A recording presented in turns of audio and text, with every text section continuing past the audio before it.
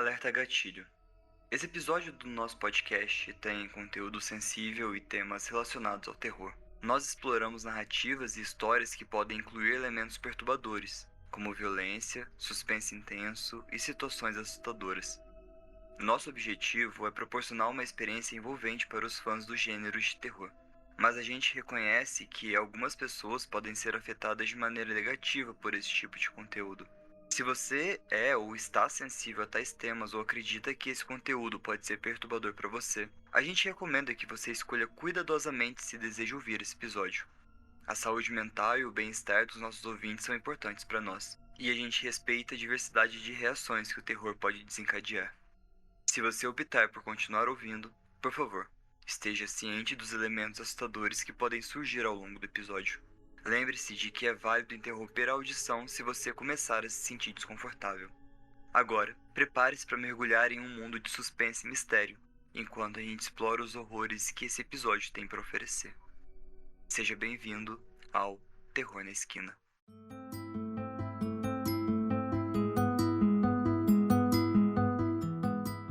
Bom dia, boa tarde, boa noite, queridos ouvintes. Bem-vindos a mais um episódio de Terror na Esquina. Eu sou a Má. E eu sou o Fê. E tá começando um episódio de histórias assustadoras sobre hospitais.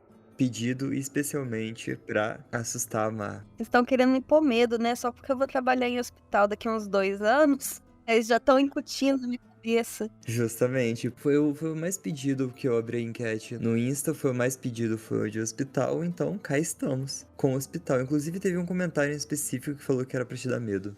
Pessoal, a gente tá com recompensa física, que são bonecos de feltro, e a gente tá escolhendo creepypastas pra representar eles. A primeira foi Ikbar Beatlestein, do episódio 95. Então, pessoal, se você quer receber esse boneco de feltro na sua casa, do Ikbar, tem foto lá no Insta, hein? É só acessar apoia.se/terror na esquina. Mas, se você não consegue ajudar a gente financeiramente, você pode divulgar a gente pra todo mundo, seguir a gente lá no Insta, compartilhar, sei lá, com a tua vizinha chata ou com a tua avó, com certeza que ela vai gostar de escutar. É só, sei lá, compartilha lá no Insta, @terror na esquina, e manda pra todo mundo escutar. Espalhe a palavra. E se ainda não segue a gente nas redes sociais, aí o que vocês estão perdendo? Você ainda não viu que a gente tinha o boneco do Ikibar, você não viu que podia votar no episódio da semana. Então, segue a gente nas redes sociais. É @terror na esquina no Instagram, de vez em quando no Twitter, enquanto ele existir. No Twitter. Isso aí. Bora começar o episódio? Bora. A gente vai começar no Creep Encounter, um medo real, comportamento inadequado de uma paciente, postado pelo 3ham32.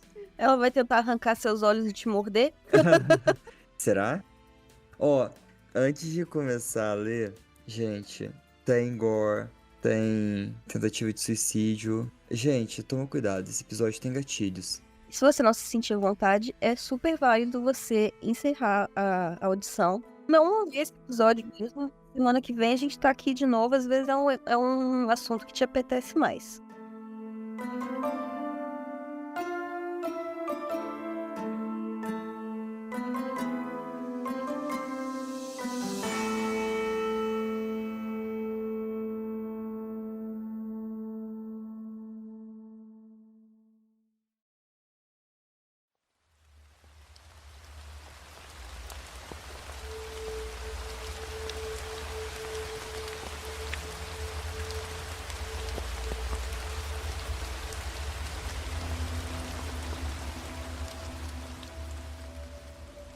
Eu sou um médico, um homem solteiro de 32 anos que passa a maior parte do tempo no hospital.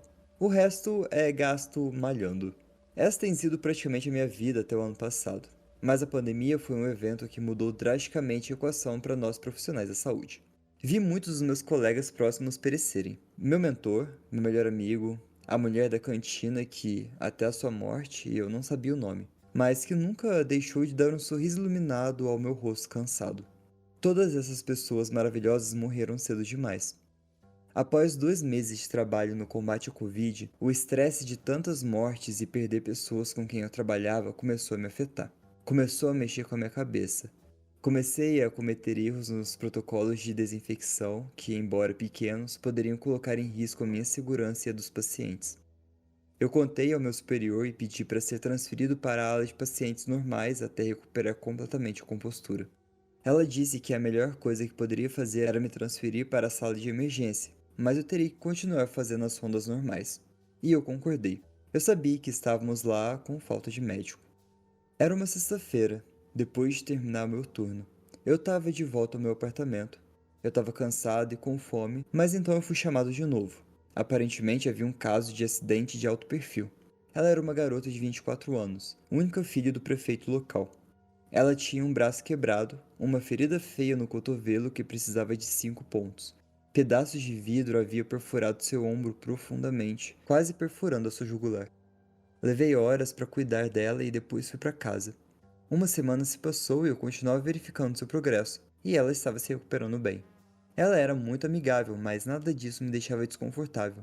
Eu entendi que os protocolos da Covid não permitiam que os visitantes ficassem, e ela ansiava por alguém para conversar. Mas a cada dia que passava, ela ficava mais audaciosa. A amizade se transformava em flerte e eu tentava lidar com o meu melhor sorriso profissional e silêncio.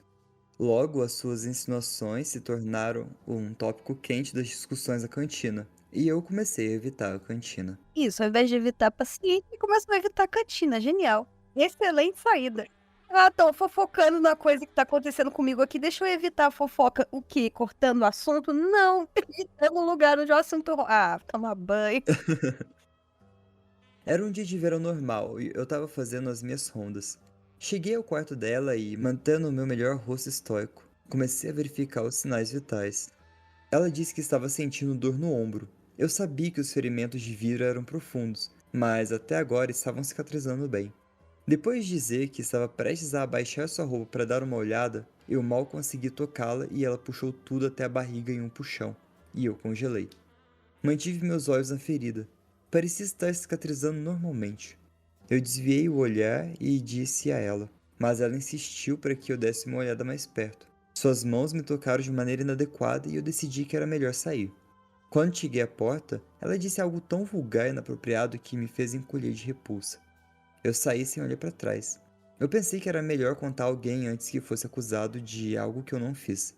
Então, contei sobre suas investidas a um colega médico da minha idade, e suas palavras foram chocantes. De maneira mais grosseira possível, ele insinuou que, se fosse eu, aproveitaria a chance e riu de eu ter medo de uma mulher. Eu decidi que era melhor voltar ao trabalho contra a Covid e evitar problemas. Deixa eu fazer um comentário. Queridos ouvintes, se um paciente te assediar, você não comenta com um colega de trabalho. Você não evita o paciente. Você vai no RH, informa o RH e pede para mudar de lugar. Você não, eu vou pedir para mudar de plantão. Pede para mudar de plantão e explica a situação. O paciente isso, fez isso, eu quero mudar de plantão antes que dê problema. Não deixa por conta. Isso mesmo. Gente, eu avisei ela no grupo que esse episódio ia deixar a Marina brava. Eu tô agoniada, porque, é o tipo de coisa que pode acontecer. Infelizmente, o ser humano é desse. Sim, justo.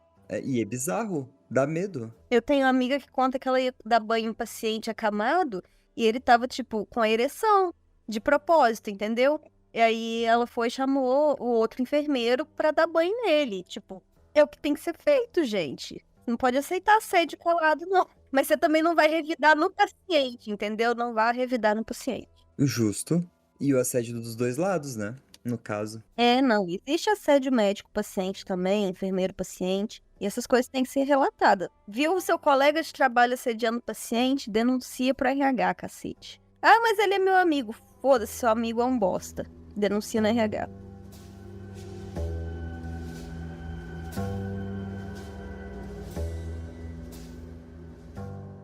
Não a vi e soube que ela foi liberada. E eu quase esqueci dela na correria dos pacientes com Covid.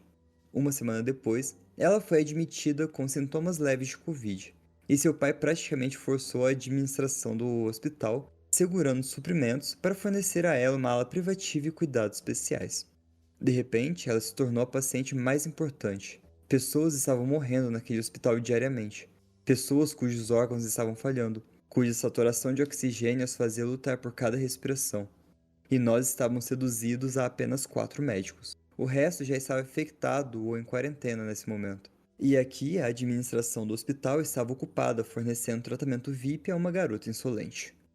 Depois de 2 dias, tive que verificar ela. Ela estava com febre. O traje de proteção tornou difícil para ela me identificar, mas assim que me apresentei, ela teve um sorriso bizarro em seu lugar.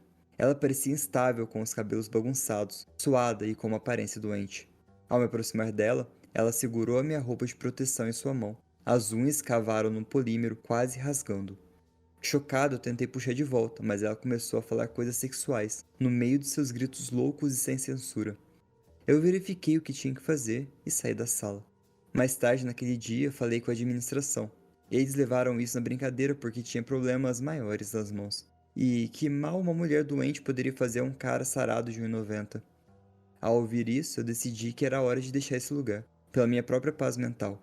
Eu pedi demissão e me juntei a outro hospital em um estado diferente. Passou mais da metade de 1 ano e eu ainda me sinto um fracassado. Me sinto frustrado. Em toda essa confusão, me perguntaram 3 vezes se eu era gay na minha cara. Se eu não quiser ser íntimo com uma mulher porque eu não gosto dela ou por causa da minha ética profissional, isso não me torna gay. E o assédio afeta os homens mentalmente também. Não na mesma escala que as mulheres enfrentam, mas nós não somos de aço. Também temos sentimentos.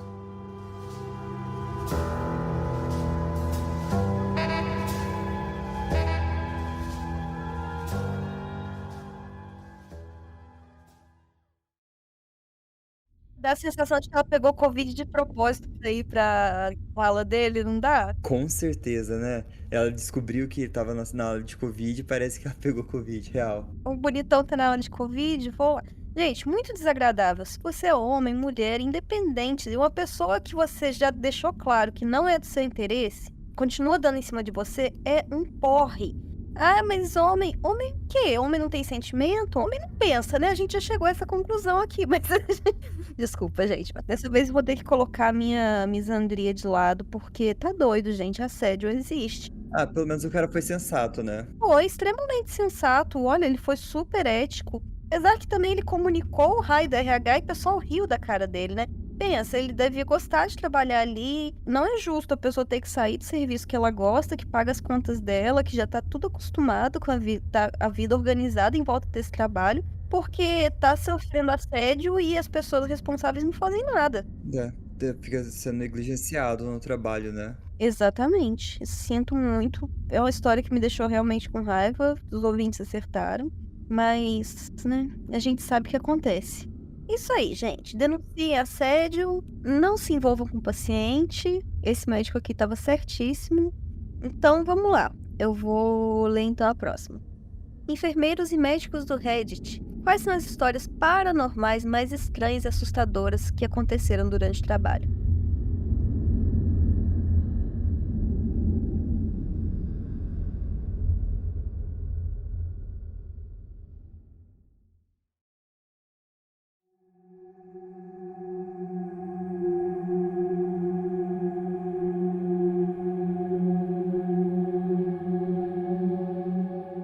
O Smax Max conta que uma vez, na ala em que ele trabalhou, tiveram uma paciente que era uma médium psíquica.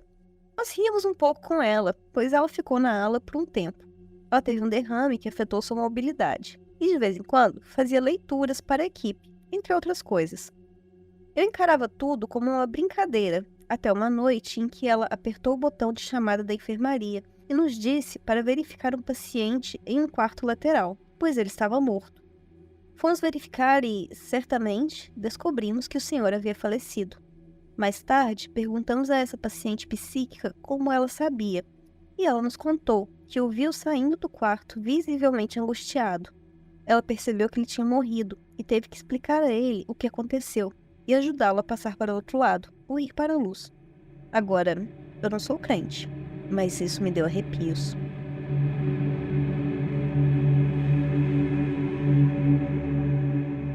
Eu estava trabalhando à noite e um dos pacientes morreu enquanto eu estava no quarto.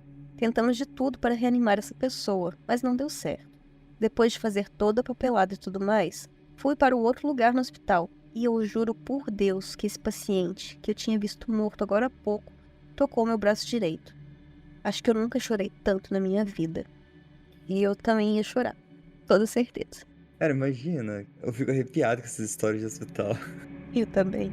Fico meio apavorada.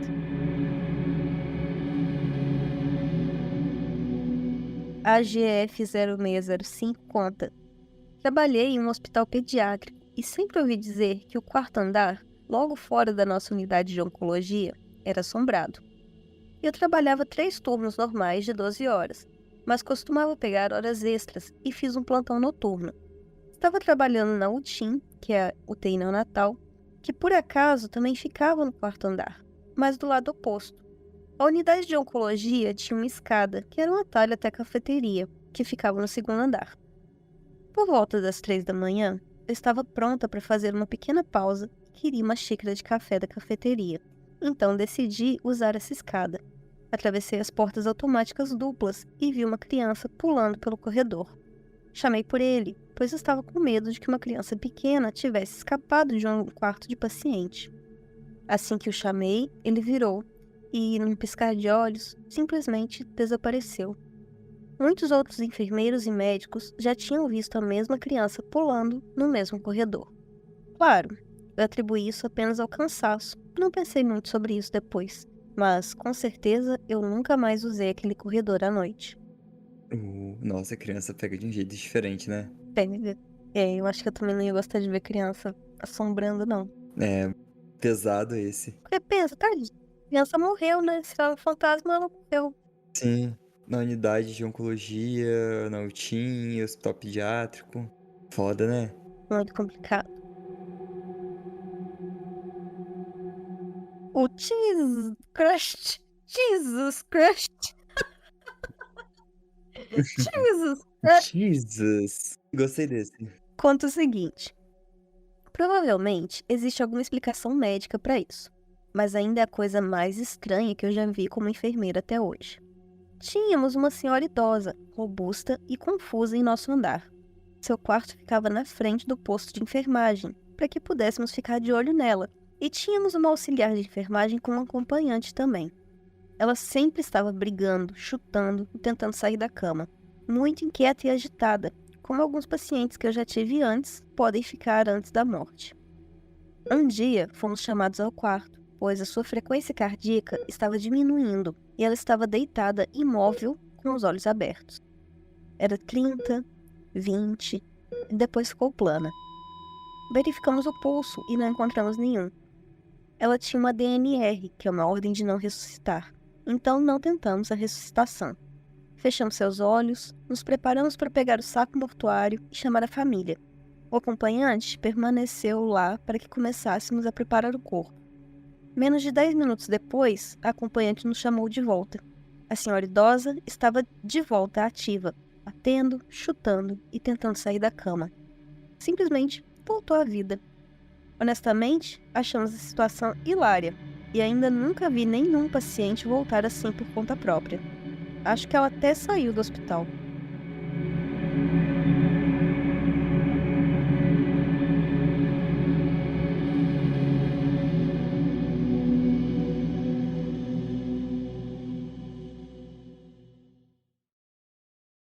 Ela bateu lá no inferno, o capeta falou: essa aqui não. Posso subir de volta. Vai lá, anda aqui. Nossa, ela deve ser. Ai, desculpa, piada. Cara, ela chegou a morrer, mas ela deve ser uma pessoa terrível. Ai, ai. Não sei se ficou pesado essa piadinha, mas. Porra, se a pessoa tá esperando que ela morresse, e tipo, meu Deus, até que enfim, e ela volta. Porra. Ai, gente. É isso aí, Fê. Meu único comentário é: nem o capeta quis a véia. Justo. Ok, agora eu vou te fazer passar um pouco mais de raiva. Beleza. Tanca essa. É possível que uma enfermeira falsa quase tenha sequestrado meu filho recém-nascido. Ela foi postada no Creep Encounter pelo Silver Undogmon.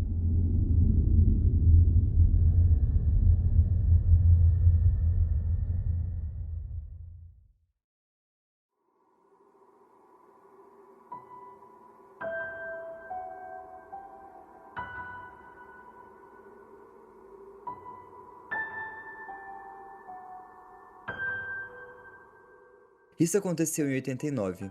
Eu havia dado à luz ao meu filho de manhã cedo no dia anterior. Eu tinha perdido bastante sangue, mas já tinha me levantado para andar pelo menos uma vez até então. Eu não estava muito atordoada. Meu filho estava dormindo no berço ao lado da minha cama. Uma enfermeira que eu não tinha visto antes entrou no meu quarto e agarrou uma extremidade do berço, começando a puxá-lo. Eu peguei a outra extremidade e disse: "O que você está fazendo?" Ela disse que estava levando ele para fazer exame de sangue. Ok, acontece que eu sou enfermeira registrada e eu sabia que tipo de procedimento eram feitos em recém-nascidos. E ele já tinha feito os exames. Apontei para o curativo no calcanhar dele e disse: "Ele já fez os exames, então que tipo de exame você está falando?"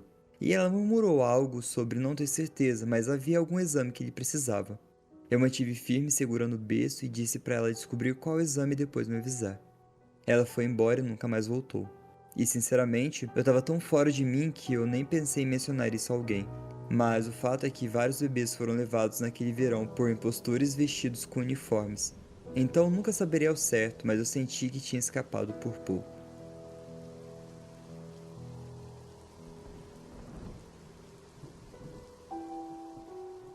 Há alguns anos, no hospital da cidade onde eu trabalhava, tive uma avó que não queria uma neta. Então ela tentou trocar os bebês com uma de outra paciente. Ela ficou muito nervosa quando foi pega. Nenhuma acusação foi feita, mas honestamente acho que deveria ter sido. Tivemos outros casos também. Uma mulher se passou por enfermeira e roubou um bebê. Ela também fingiu estar grávida por vários meses. Isso me deixou em alerta máximo quando eu dei a luz lá. Tem um link para a história completa se você estiver interessado. E tem um link, tem uma foto do hospital. Depois eu mando o link para vocês.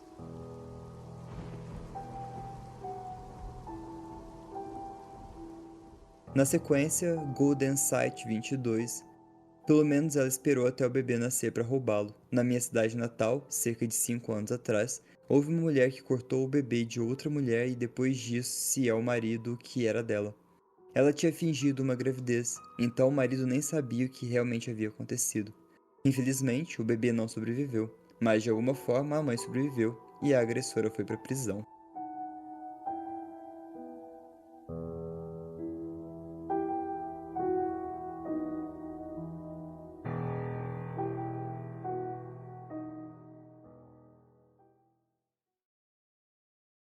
Pesado! E é pesado, nossa.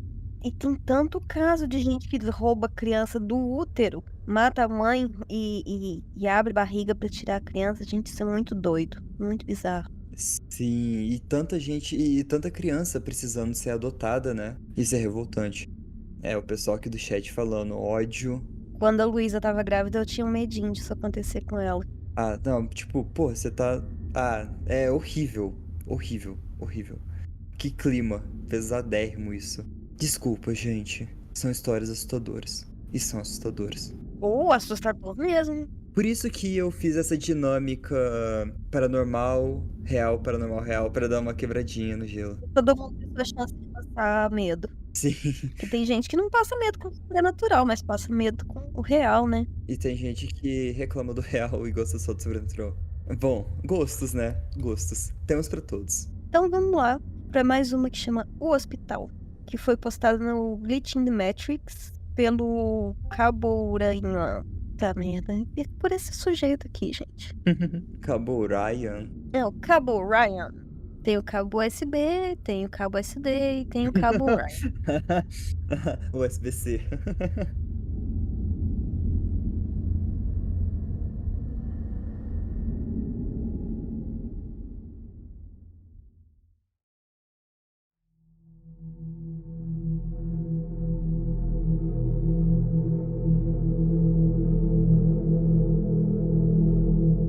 Olá, eu conheço o Reddit há alguns anos, mas descobri esse sub ontem. Quero compartilhar minha história com vocês. Isso aconteceu cerca de 8 anos atrás. Tenho 35 anos, sou anestesista no Egito. Na época, eu trabalhava em um pequeno hospital na cidade rural de Rosetta. Se você conhece a Pedra de Rosetta, é a cidade onde a encontraram. O hospital tem 5 andares e as instalações para os médicos ficam no 5º andar. O térreo tem o departamento de emergência. Os outros andares têm alas, laboratórios e o teatro cirúrgico. Naquele dia, o hospital estava passando por algumas manutenções. Na tarde em questão, eu estava de plantão, e como não havia cirurgias, estava em meu quarto no 5º andar, navegando na internet pelo notebook. Ouvi batidas na porta. Era o zelador. Ele me disse que entregariam alguns móveis novos, camas e guarda-roupas, e pediu que eu saísse do quarto até a substituição ser concluída. Fiquei na sala de TV por um tempo, quando, de repente, o sistema de som anunciou meu nome para ir imediatamente para a emergência. Antes que eu pudesse me mover, um segurança veio correndo e disse que houve um grande acidente de trânsito envolvendo um ônibus escolar e que todos os médicos disponíveis eram necessários lá embaixo. Corri para o meu quarto, encontrei os novos móveis no lugar, fechei a porta e desci para a emergência. Ao entrar no departamento de emergência, notei a nova cor das paredes. Antes, elas eram verdes e agora estavam azuis, com decorações prateadas por toda parte. Enquanto ajudava as crianças, perguntei a uma enfermeira quando é que haviam mudado as cores da emergência e se todo o hospital teria o mesmo padrão. Ela me olhou confusa e perguntou qual cor era nova, porque sempre foi assim. Fiquei confuso, mas não dei importância. Havia muitas crianças feridas, algumas com queimaduras devido ao incêndio no ônibus. Havia muitos médicos e pediatras e cirurgiões, etc. Muitos deles eram rostos novos para mim. Trabalhei nesse lugar por vários anos, então eu conhecia quase todo mundo. Me perguntava quando todos esses novos médicos haviam chegado. Eu deveria ser mais sociável, pensei, mas não esperavam nada de mim. Perguntei às pessoas que conhecia sobre os novos médicos e eu sempre recebia as mesmas respostas. Você não conhece? Como? Ele está aqui há vários anos. Nos encontramos durante o almoço ou jantar e etc. Novamente eu fiquei confuso, mas não dei importância. Tinha muitos pacientes esperando. Algumas horas depois, tudo já estava bem, as coisas começaram a se acalmar.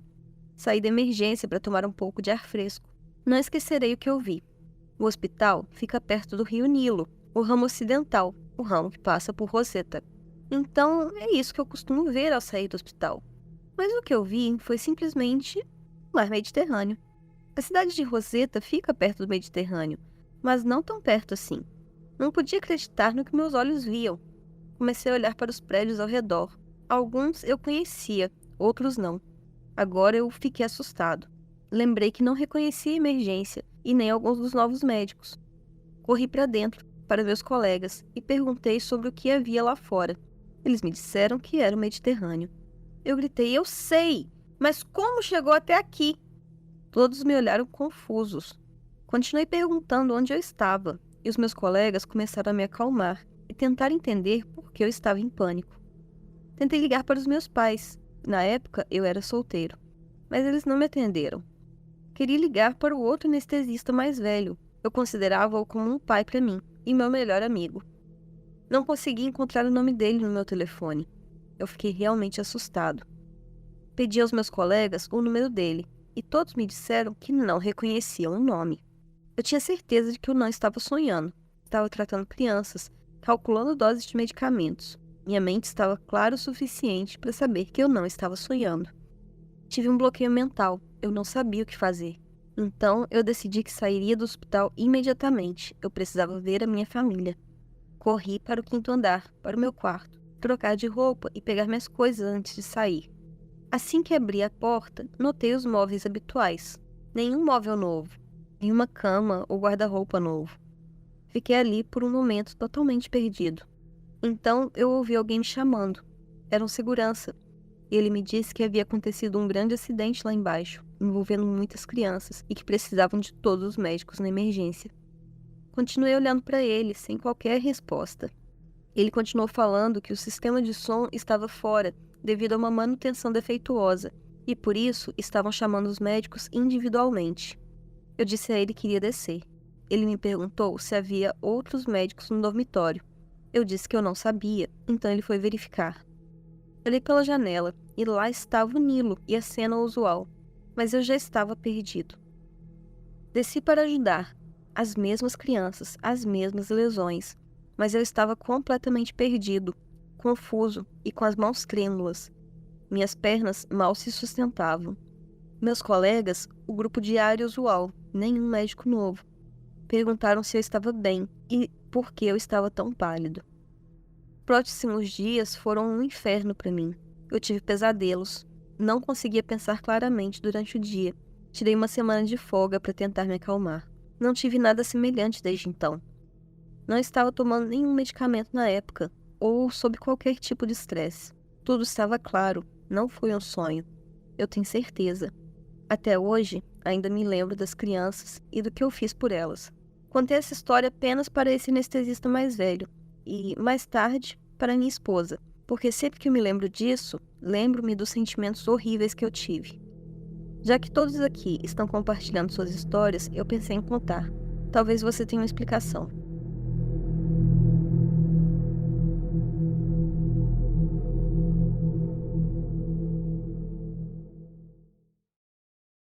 Eita! Louco, né? Então, eu queria trabalhar com imagens, né? Mas não temos imagens do Hospital Dig. Tipo, ele não identificou onde fica o outro hospital. Porra, podia ter feito isso, né? Um trabalho completo, fofoca por inteira. Mas, ok, é assustador. Ele teve que trabalhar 2 turnos naquele hospital. Pô, puta que pariu, né?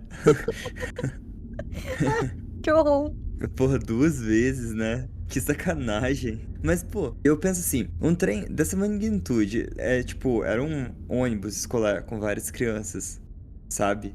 Então, tipo, podia ter um link, podia ter uma notícia, podia ter, sabe? Uma coisa pra provar, tipo, um pezinho na realidade, sabe? Sim. Do tipo, olha aqui, tem uma reportagem desse acidente, pelo menos, tipo, pra dar uma concretizada.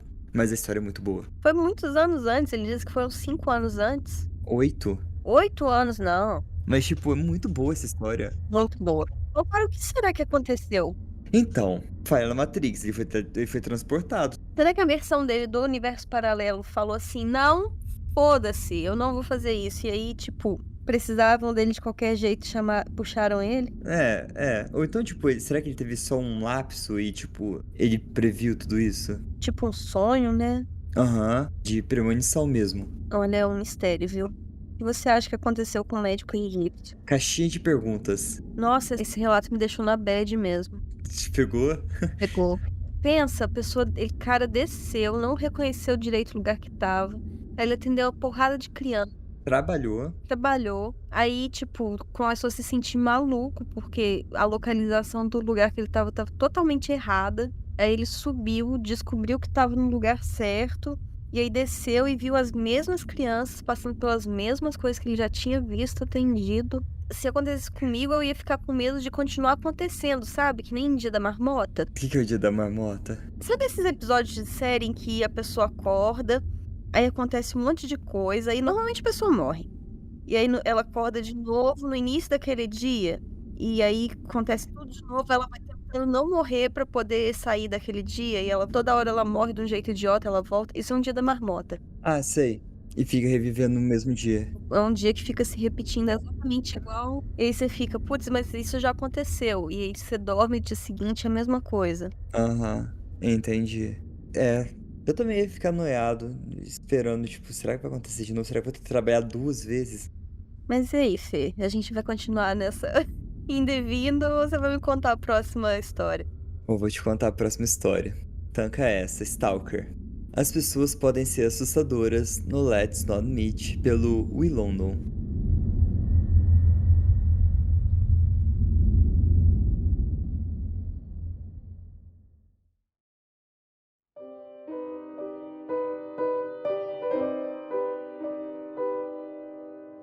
Olá, eu sou um cara de 24 anos que mora no Reino Unido.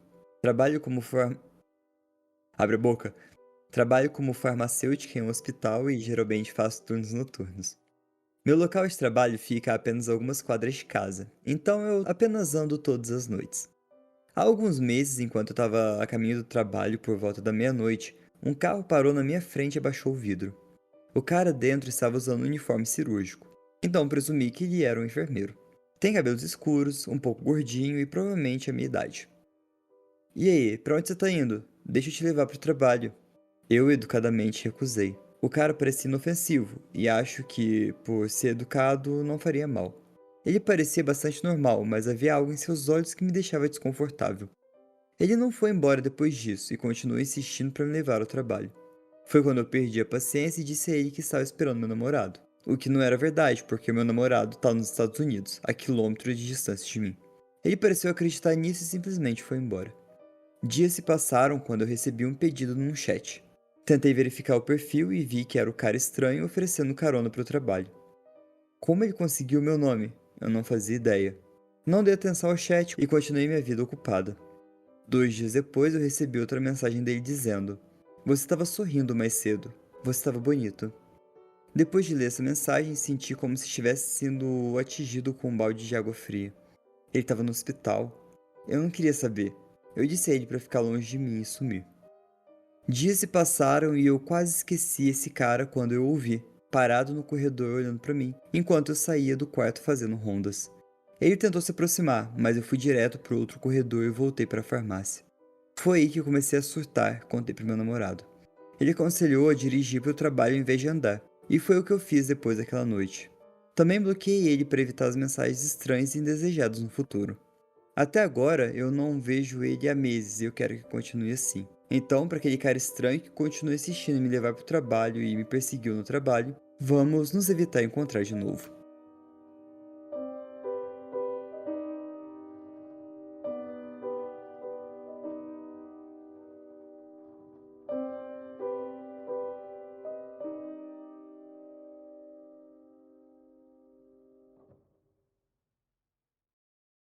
Stalker, odeio.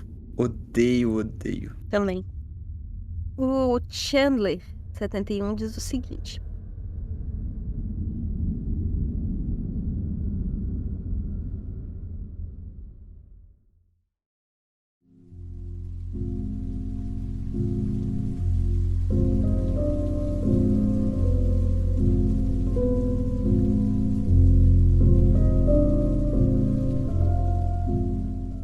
não fui funcionário, mas passei muito tempo dos últimos 15 anos perto do hospital local.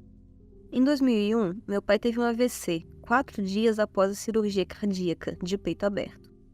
Ele teve anos de internações semi-regulares devido a todas as complicações principais imagináveis. O que é particularmente estranho é que, após o AVC principal, ele passou muitos meses na UTI e na reabilitação. Minha avó paterna costumava dizer toda vez que entrava lá, queria trocar de lugar com o bebê dela. Uma semana depois que meu pai finalmente estava em casa, ela faleceu. Ela morreu no exato mesmo hospital, na mesma unidade e no mesmo quarto. Outro acontecido sem relação com meu pai foi que, durante uma das suas internações, eu e minha mãe saímos no meio da noite. Andamos pelo corredor, passando por vários quartos do hospital. Paramos em um quarto específico e ambos congelamos ao mesmo tempo. 1 ou 2 batimentos cardíacos depois, a pessoa no quarto teve uma parada cardíaca. E uma última história sobre meu pai.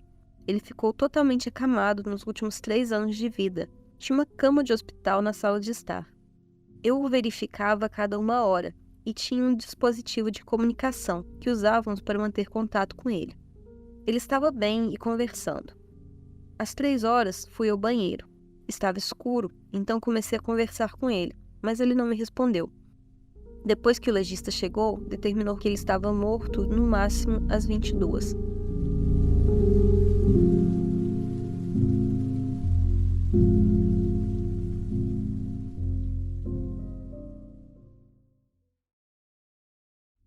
Essa. Esse finalzinho ficou confuso. Depois que o legista chegou, determinou que ele estava morto no máximo até as 22 horas. Tá, então, tipo, quando ele foi verificar 1 hora da manhã, ele já estava morto. Quando ela tava conversando com ele de madrugada, ele já tava morto. Que bom, né?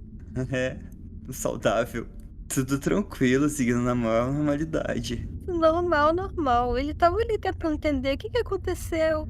Aí ela passou e falou, ó, não. Aí, é bom, né? Não tá não, mas tá bom. Ela, então tá bom. Eu morri.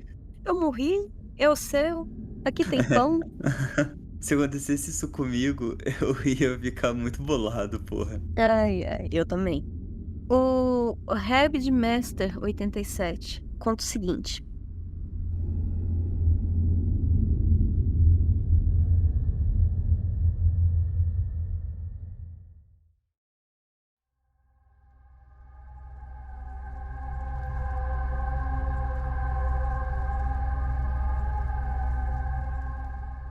Não tenho algo concreto, mas quando eu tinha 19 anos, trabalhava no turno da madrugada na área da internação de hospital. não estava na emergência. Esta era a área de admissões para pacientes internados. Então, estava fechada à noite. Mas eles mantinham uma pessoa de plantão da meia-noite às 5 da manhã, para transferir os pacientes no sistema, à medida que eram admitidos na emergência e tal. Na verdade, era um trabalho bastante tranquilo. Não havia muito o que fazer, então eu lia bastante. Eu ficava lá sozinho por 5 horas todas as noites. E várias vezes coisas estranhas e ligeiramente assustadoras aconteciam. Como a luz que era ativada por movimento, na verificação de seguros ou no escritório da minha diretoria, acendendo sozinha, mesmo eu estando em uma sala diferente.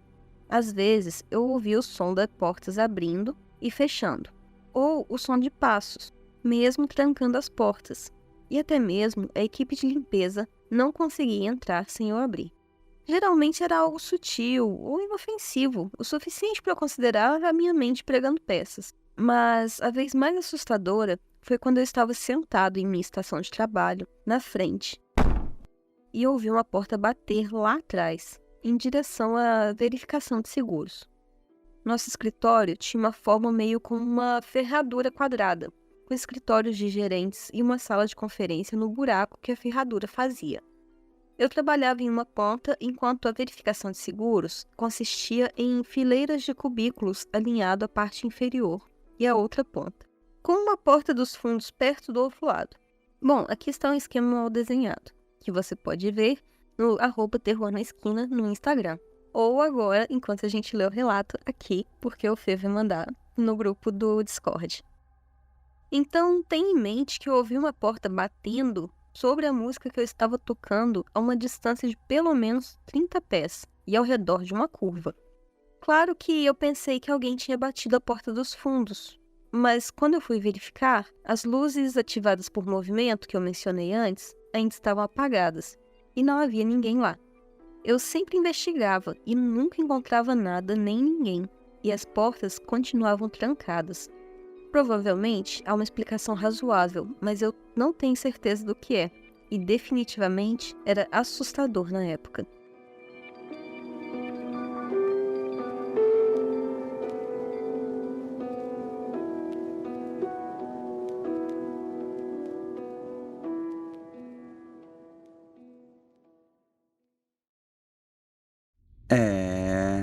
Portas batendo.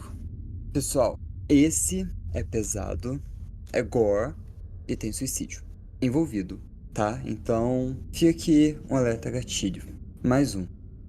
No Let's Read Official, Comfortable Mess 3045 postou a história de terror sobre o hospital do meu avô.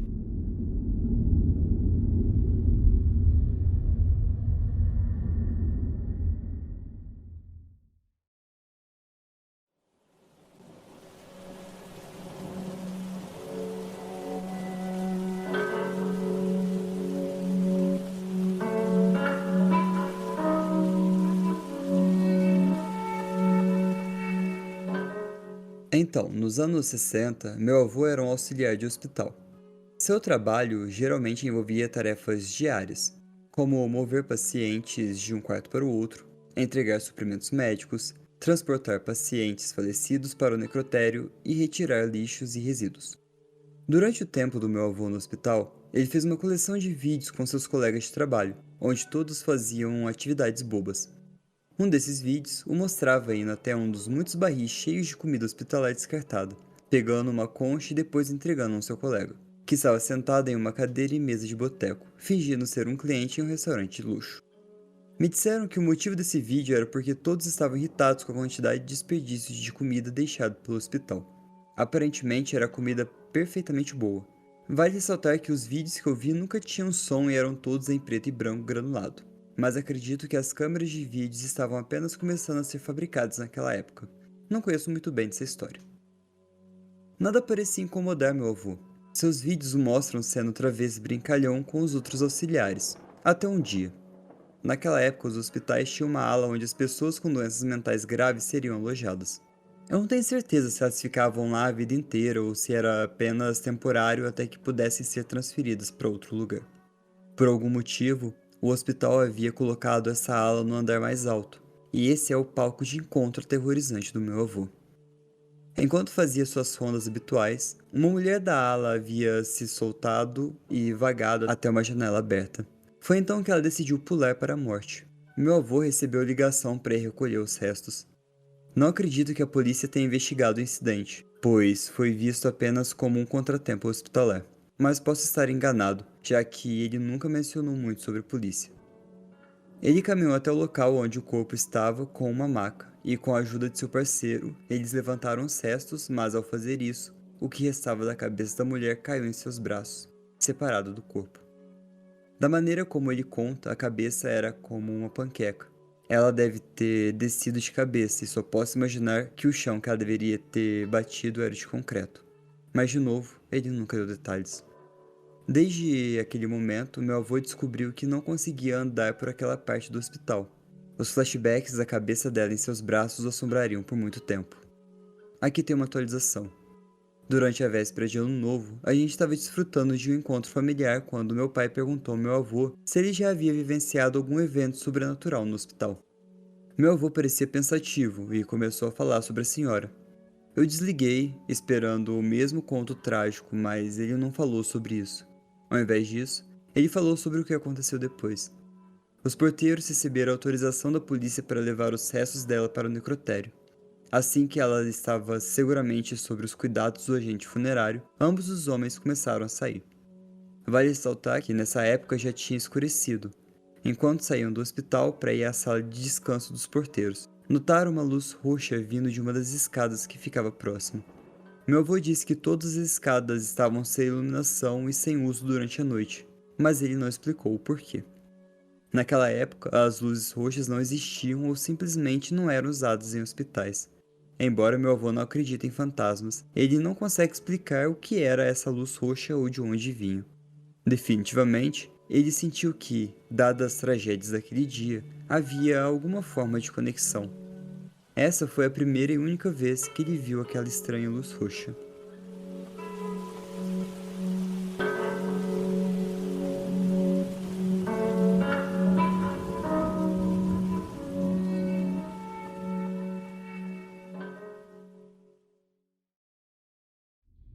Você acha que foi um gore gratuito ou foi tranquilo? Tranquilo não foi, né? Mas foi de boa. Gore gratuito? Ah, ele contou a experiência dele. Bom, pessoal, não vou me prolongar muito nesses comentários, né? Eu acho que é desnecessário prolongar muito nisso. Só é bem bizarro, é uma situação muito triste até. Bom, o próximo relato ele foi lido no Let's Not Meet pelo Don't Let Me Be Miss Anders. E o título é Obrigada a Deus pela enfermeira Amélia.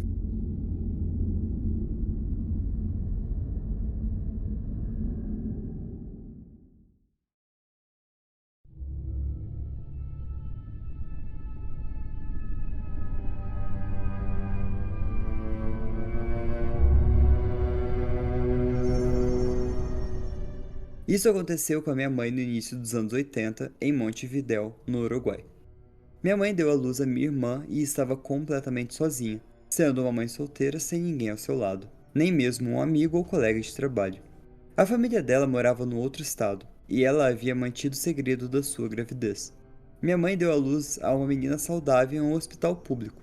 Quase imediatamente, uma freira começou a seguir minha mãe e eventualmente disse a ela que um casal estava interessado em criar a minha irmã, se ela tivesse disposta a entregá-la, claro. Minha mãe se recusou e mandou a freira ir embora. E isso foi de manhã. Na mesma noite, por volta de 1h da madrugada, a enfermeira da minha mãe, uma senhora mais velha, a acordou às pressas e já tinha as malas dela e da minha irmã prontas. Ela disse: "Querido, eles vão levar a sua bebê. Se você quiser mantê-la, você precisa sair agora. Eu vou levá-la para você, mas você precisa sair agora. Se você ficar, ela vai ser levada amanhã de manhã." Minha mãe pegou suas coisas e saiu com minha irmã no meio da noite, ainda sentindo dor. A enfermeira Amélia foi gentil o suficiente para dar dinheiro à minha mãe para um táxi, que ela mesma chamou. Minha mãe deu a minha irmã o nome de Amélia em homenagem à enfermeira. Infelizmente, histórias como essa não eram incomuns naquela época. O país ainda estava em uma ditadura, ou saindo de uma, não me lembro bem. Então as pessoas do governo faziam o que queriam. Crianças de mães pobres e solteiras geralmente eram tiradas e entregues para adoção a casais mais ricos que pagavam dinheiro aos médicos e ao hospital por bebês saudáveis. É perturbador, e minha mãe teve muita sorte, graças a Deus pela enfermeira Amélia.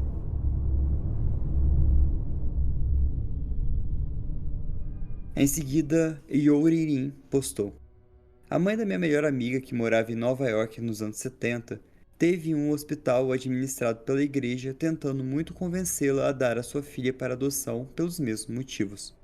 Eles tentaram algumas coisas igualmente obscuras. Aparentemente, ser mãe solteira não era bem visto por eles, e essas adoções privadas através das igrejas católicas nos anos 70 e 60 eram bastante lucrativas. A mãe dela tinha uma boa situação financeira, tinha emprego e propriedades herdadas à família. Então não era uma daquelas situações do tipo, como você vai cuidar dela? Ela não havia contado à família, mas ficou assustado o suficiente para contar a eles e tê-los vindo buscá-las.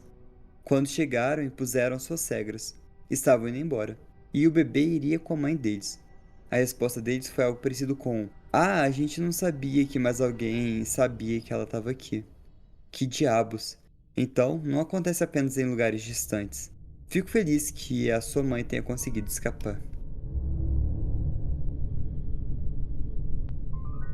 Em seguida, Bird postou: a mesma coisa aconteceu com a minha mãe adolescente e minha irmã mais velha nos anos 70, em um hospital católico. A minha avó teve que aparecer e gritar para recuperar minha irmã, insistindo que ela e meu avô iriam criar o bebê. Literalmente tiraram a minha irmã da minha mãe e basicamente a esconderam em outra parte do hospital, recusando-se devolvê-la para minha mãe. É absolutamente horrível pensar que eu poderia estar sem minha irmã e ninguém saberia para onde ela foi, já que não teria documentação sobre o assunto, dado que seria um sequestro.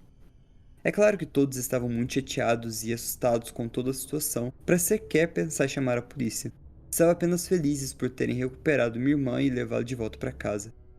Preocupa-me pensar que isso possivelmente aconteceu com outras jovens solteiras, que não tinham uma avó tão determinada como a minha para defendê-las.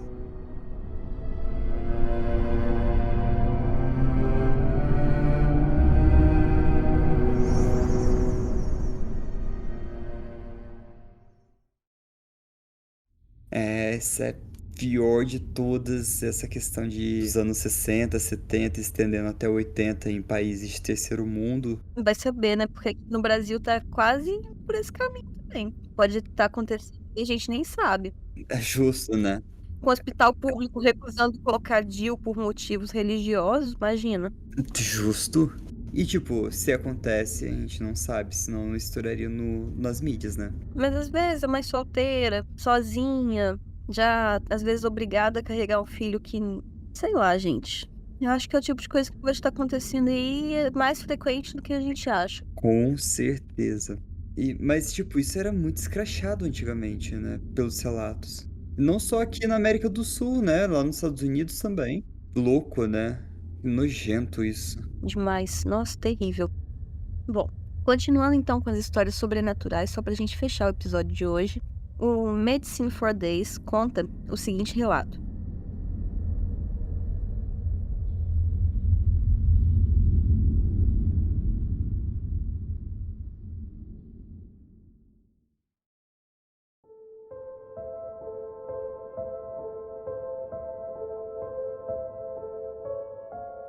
Trabalho em serviços médicos de emergência.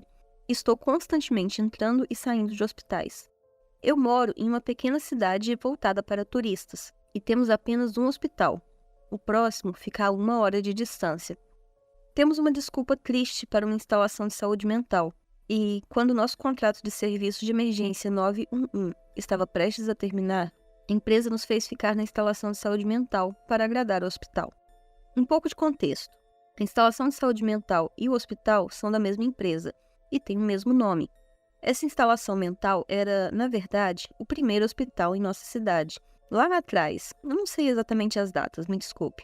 Então, houve muitas mortes, cirurgias desnecessárias e outras coisas que ocorreram aqui.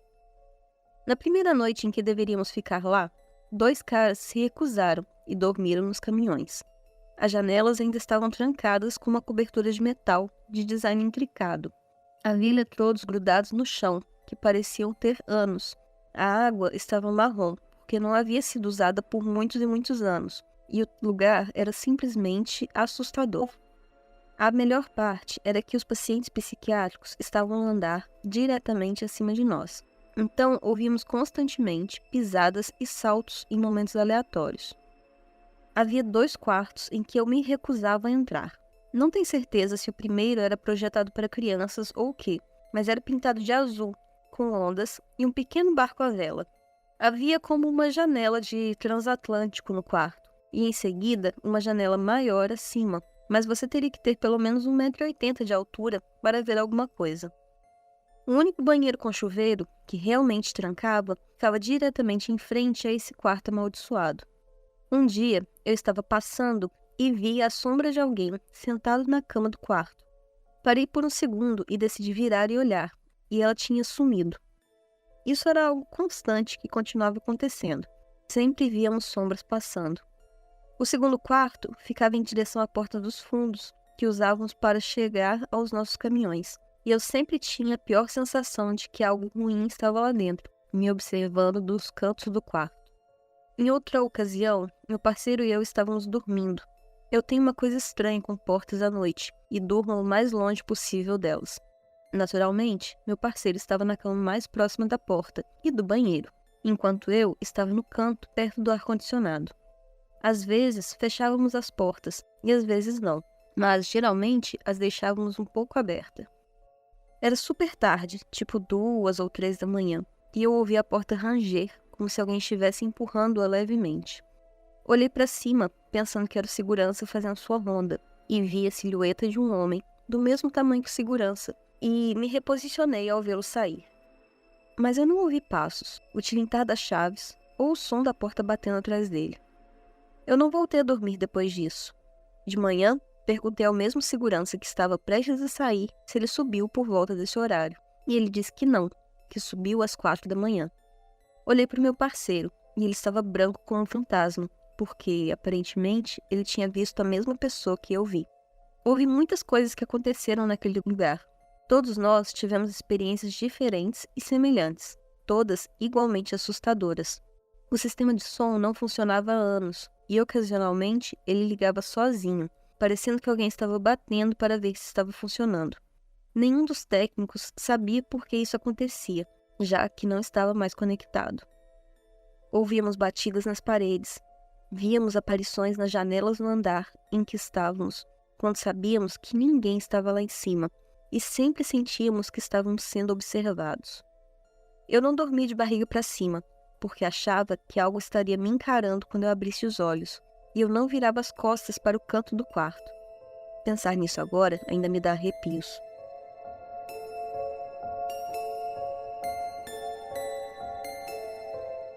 O Manny conta a seguinte história. Eu tenho uma experiência que eu e meu parceiro naquela noite não conseguimos explicar. Éramos estagiários no 5º ano da faculdade de medicina. O hospital em que estávamos havia sido reaberto recentemente. Era um hospital público e fechou no meio dos anos 90, mas foi comprado em 2009 e reaberto. E, por causa disso, as salas para a equipe ainda não estavam organizadas. A maioria das salas para a equipe, de médicos, enfermeiras, etc., estava no 4º andar. A sala para os estagiários ficava no 3º. Nesse andar, tínhamos apenas a farmácia, o necrotério e a nossa sala, que ficava em um corredor com muitos quartos vazios. Uma noite, eu e o meu parceiro estávamos voltando para a nossa sala por volta das 2 da manhã, e todas as portas dos outros quartos vazios estavam fechadas, o que era bastante normal. Após 15 minutos, começamos a ouvir todas as portas batendo em sucessão, como se alguém estivesse andando pelo corredor e abrindo e fechando todas as portas. Isso durou cerca de 5 minutos e nos assustou de verdade. Depois de alguma consideração, abrimos a porta para ver se havia alguém no corredor, e todas as salas estavam abertas, com todas as luzes acesas. Não saímos da sala novamente durante toda aquela noite, e pela manhã, todas as portas estavam fechadas novamente. Nunca entendemos quem ou o que fez isso.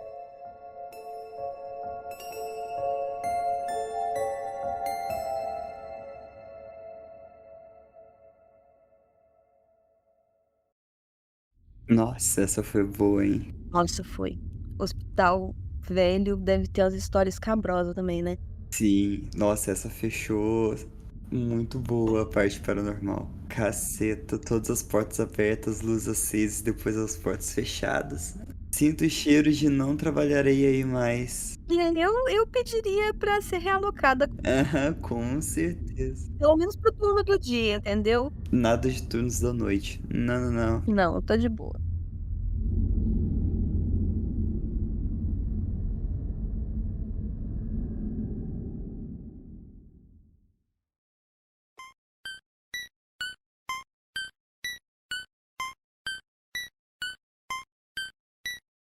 E aí, Mar, reconsiderando o seu turno da noite em hospital? Não, até que não. Eu tenho menos medo de assombração do que de gente.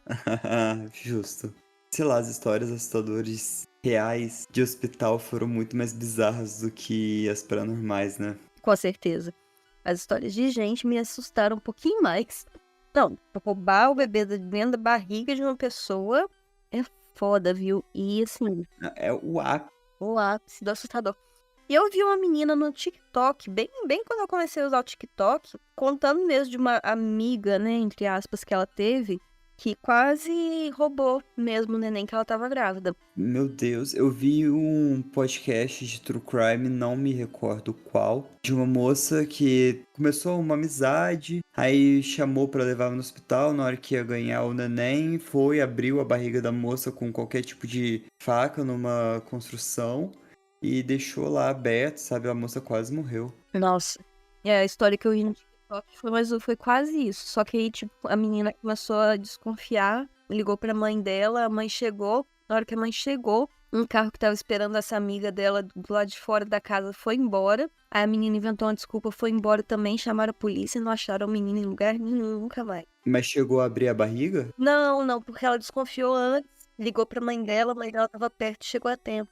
Essa amiga dela queria de todo jeito que ela fosse com ela, acho que no shopping, né? E falava assim, meu irmão tá lá fora, tá esperando a gente, vamos no shopping, não sei das quantas. E a menina foi ficando, não foi gostando, sabe? Quando aquele sexto sentido. E aí não foi. Aí o cara fugiu, quando a mãe dela chegou, a menina inventou uma desculpa, foi embora também. E ficou por isso mesmo.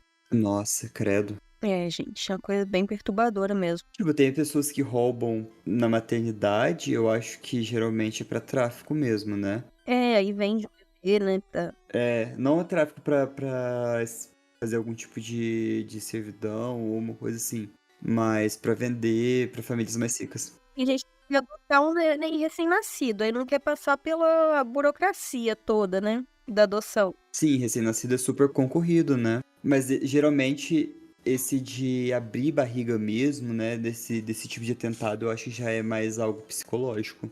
É já uma coisa mais tipo, não, eu preciso do bebê dessa pessoa aqui, por algum motivo. Sim, sim, é um pouco mais sádico, né? Uhum. Eu acho que depois dessa a gente podia ter um encerramento pocket estilo Marina. Então, beleza. É isso, pessoal. Lembre-se, seres humanos continuam sendo mais assustadores do que as assombrações. Então, cuidado nas esquinas. Tchau! Tchau!